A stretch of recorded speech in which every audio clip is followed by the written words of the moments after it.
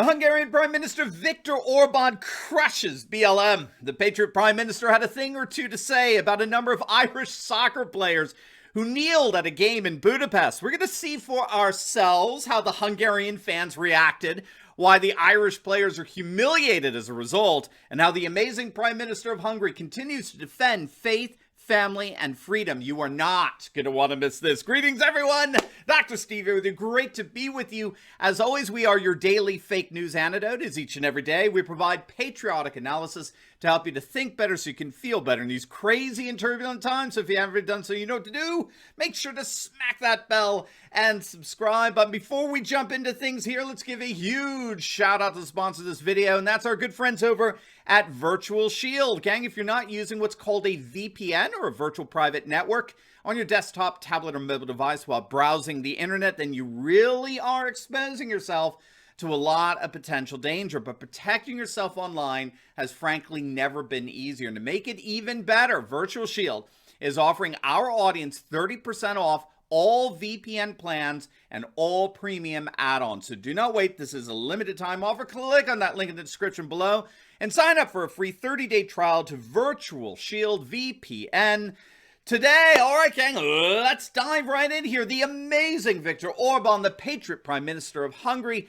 has come out against the ridiculous and cowardly trend of woke players kneeling during national anthems at sporting events to demonstrate their fealty to Black Lives Matter. Now, if you don't know, Hungary is one of the hosting nations for this year's Euros, the European Soccer Championships, or better, football championships in European terms.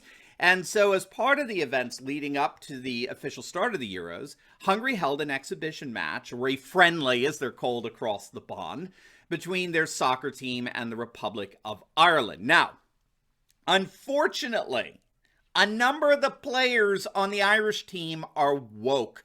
So as the game was about to begin, they all took a knee, which of course is the gesture made famous by Colin Kaepernick in fidelity to BLM, Black Lives Matter, to highlight the supposed racism that systemically infects our society. But you'll see the nation of Hungary under the Patriot leadership of Prime Minister Orban is perhaps the least woke nation on the planet. So the crowd began to boo them mercilessly. Take a look. Did you hear that? Man, Hungarians don't play woke. You know what I'm saying?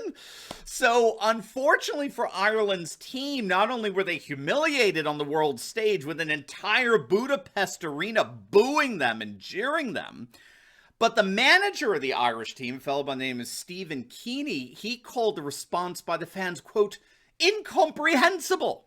So the manager's blaming the fans. The fans of football are at fault because they ain't woke enough.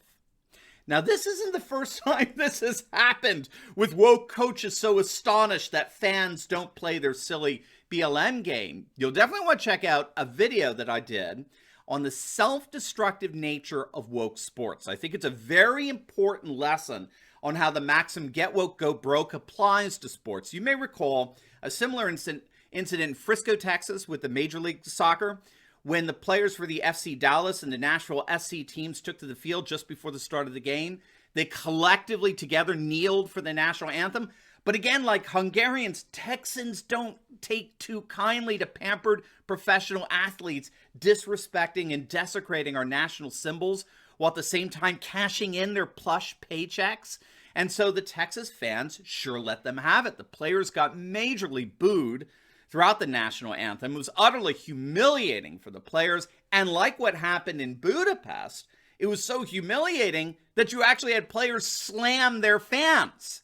They slammed the audience. You'll definitely want to check out that video to see what they said. It was so pathetic. But back in Budapest, after the Irish team complained and whined of getting booed, the Patriot Prime Minister Viktor Orban stood up in defense of the Hungarian fans. In a press conference, Orban said, quote, "If you're a guest in a country, then understand its culture and do not provoke it.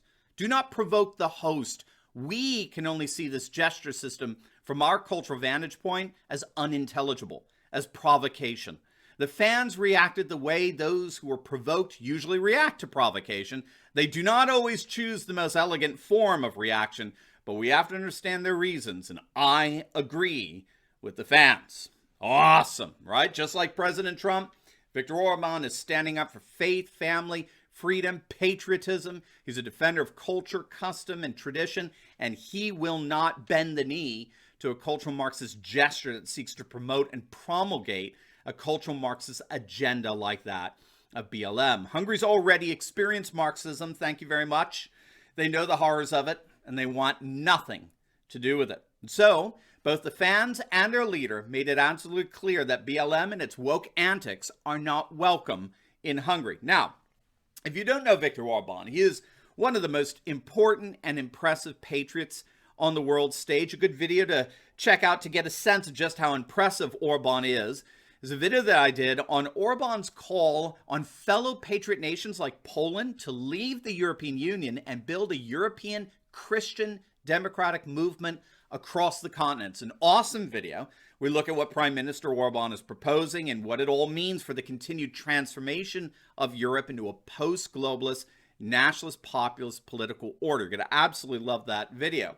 And it really is all par for the course in the extraordinary tenure of this European leader. Orban is enemy number one for globalists, not the least of which because he banned George Soros from Hungary. So this is back in December of 2018. Soros's Open Society Foundations announced that it had become absolutely impossible to work in what they called the repressive atmosphere of Hungary, and that they were indeed picking up and moving their operations to Berlin, Germany. Now, this was in response to the massive landslide win of Viktor Orban in their parliamentary elections that year. It was his third win in a row, and he campaigned on what's commonly referred to as the Stop Soros Law, which penalizes all NGOs that seek to undermine Hungary's border security by assisting immigrants and refugees in crossing the border and getting into Hungary. And the penalty, which involved massive fines and taxes, it made it impossible for the Open Society Foundations to continue their operations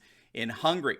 Viktor Orban also oversaw the expulsion of Soros' Central European University from Budapest.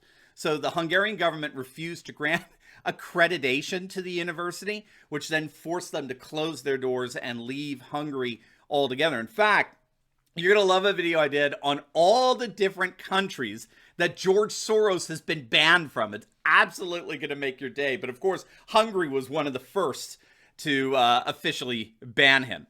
Moreover, Viktor Orban is focused on revitalizing Hungary's demographics. Before Orban came to power, Hungary had alarmingly low fertility rates, around 1.2 children per woman, which is significantly below the replacement level, 2.1 children per woman. And so the Orban administration instituted programs and incentives for higher fertility rates by incentivizing marriage. And that's because high rates of marriage result in proportionally high fertility rates. And so the Hungarian government has instituted some very generous measures to promote both marriage and children. So for example, you're going to love this. If you have 4 or more children, you and your spouse no longer pay income tax for the rest of your lives.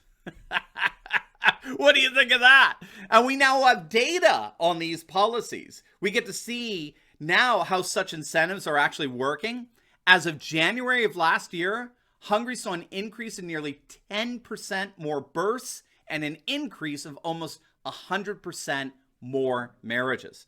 The result is that as of that January, the population decline slowed by an astonishing 47%. So there's no question that Viktor Orban is one of the most effective and important patriots on the world stage today. And as we saw over the weekend, he's a patriot that has no time for the kneeling nonsense of BLM.